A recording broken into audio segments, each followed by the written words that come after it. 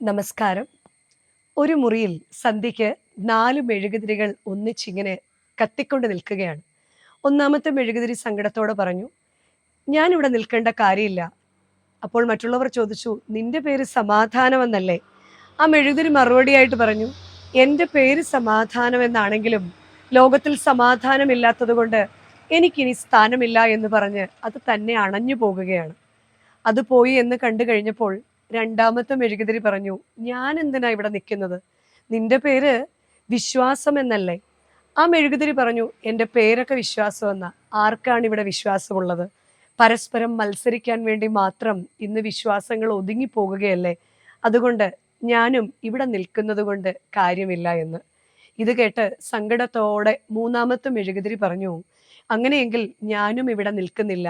സമാധാനവും വിശ്വാസവും ഒക്കെ നഷ്ടപ്പെടുത്തടുത്ത് സ്നേഹം എന്ന ഞാൻ എന്തിനാണ്? ആർക്കും പരസ്പരം സ്നേഹമില്ല.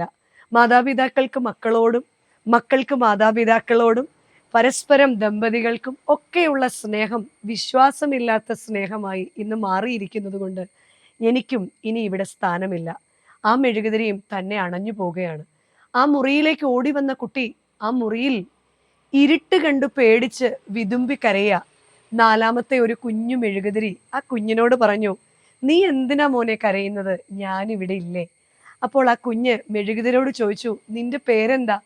മെഴുകുതിരി പറഞ്ഞു, "എൻ്റെ പേര് ഹോപ്പ്, പ്രതീക്ഷ എന്നാണ് എൻ്റെ പേര്.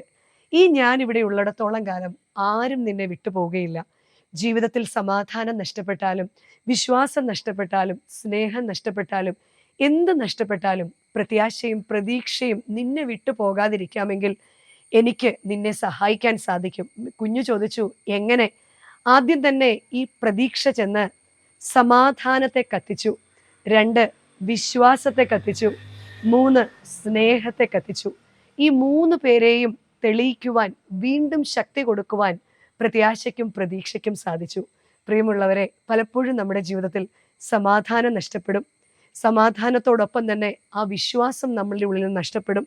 വിശ്വാസം നഷ്ടപ്പെടുമ്പോൾ നമ്മുടെ ഉള്ളിൽ പലപ്പോഴും സ്നേഹവും നഷ്ടപ്പെടും. പക്ഷേ ഒരിത്തിരി വെട്ടമായെങ്കിലും പ്രതീക്ഷ നമ്മുടെ ഉള്ളിൽ നഷ്ടപ്പെടാതിരിക്കണം. അങ്ങനെയെങ്കിൽ കാലക്രമേണ പതുക്കെ ആ വലിയ വീഴ്ചയ്ക്കും വേദനയ്ക്കും ശേഷം അതിനെയെല്ലാം വീണ്ടും കത്തിക്കുവാൻ ഈ പ്രത്യാശയ്ക്ക് പ്രതീക്ഷയ്ക്ക് സാധിക്കും. അതുകൊണ്ട് പ്രതീക്ഷയും പ്രത്യാശയും ഉള്ളവരായി ജീവിക്കാൻ ദൈവം നമ്മളെ എല്ലാവരെയും സഹായിക്കട്ടെ. നന്ദി.